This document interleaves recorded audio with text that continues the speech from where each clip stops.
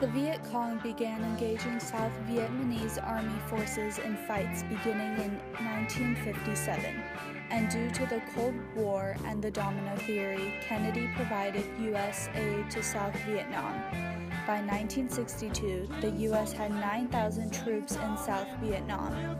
The Tet Offensive occurred on January 31, 1968, and created dissent among many Americans, causing more people to protest the war as they realized that the U.S. was not winning.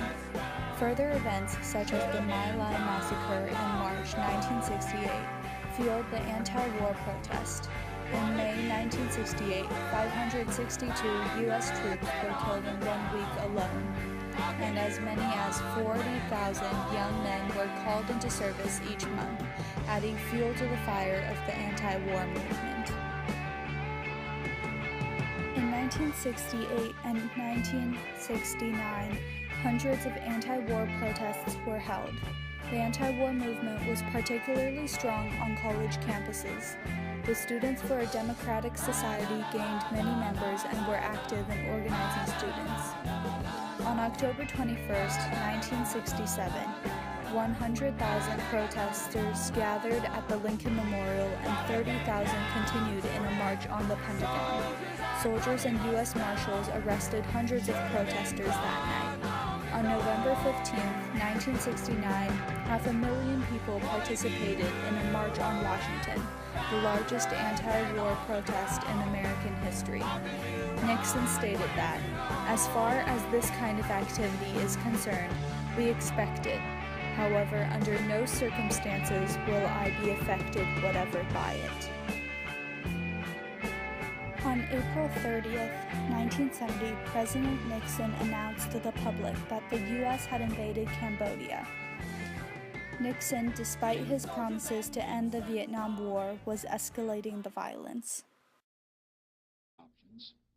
This is the decision I have made.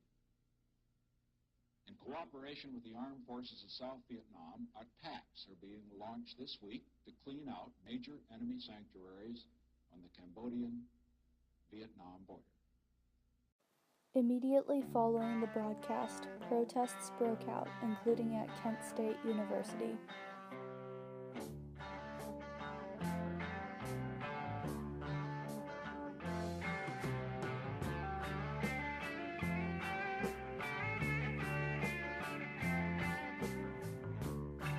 An anti-war rally was held on the Commons at noon the day following the broadcast, Friday, May 1st. Protesters gave fiery speeches against the war and the Nixon administration. A copy of the Constitution was buried to symbolize the murder of the Constitution because Congress had never declared war in Vietnam, and another rally was called for noon on Monday, May 4th. That evening, in downtown Kent, bonfires were built in the streets. Cars were stopped, police cars were hit with bottles, and some store windows were broken. The mayor, Leroy Stantrum, declared a state of emergency in Kent. The mayor requested Governor Rhodes to send the Ohio National Guard to Kent the following day. Stantrum feared that there would be more riots like the night before. The Ohio National Guard came in from Northeast Ohio and arrived around 10 p.m., where they encountered more than 1,000 protesters surrounding the burning ROTC building adjacent to the Commons. The guardsmen attempted to put out the blaze, but the building would burn to the ground by dawn. Throughout the night, the guardsmen had many confrontations with protesters, employing tear gas on the campus and making multiple arrests. On Sunday, May 3rd, almost 1,000 Ohio National Guardsmen were stationed on campus. The mood was not hostile, as many students traded friendly words with the guards. Governor James Rhodes flew into town that morning, however, and issued a speech, calling campus protesters the worst type of people in America and stating that every force of law would be used to deal with them. Rhodes also indicated that he would seek a court order declaring a state of emergency. However, while this action was never carried out, everyone presumed that it had, giving the guards control of campus.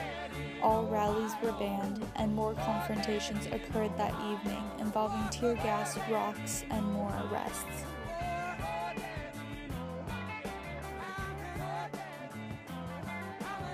On the day of the second rally, as arranged on May 1st, student protesters began to gather on the Commons despite warnings that the rally was prohibited.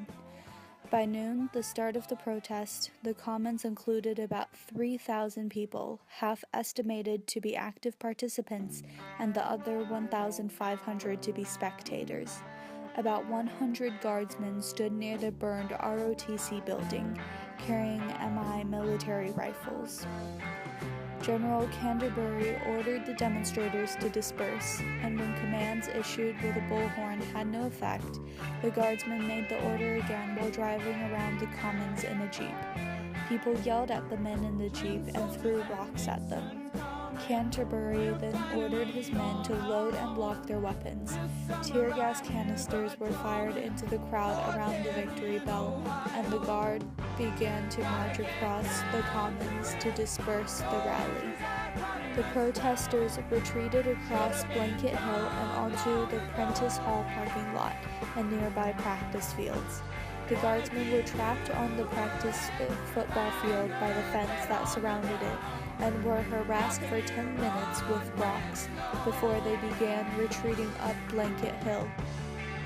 As the guards reached the top of the hill, 28 of the guardsmen turned suddenly and fired on the crowd. Many eyewitnesses say that they at first assumed that the guardsmen were firing into the air, and while some of the soldiers were, others were shooting at the protesters. In the space of 13 seconds, 37 shots were fired. In the Kent State shooting, 4 died and another 9 students were injured. Allison Krauss, William Schroeder, Sandra Schuer, and Jeffrey Miller were killed.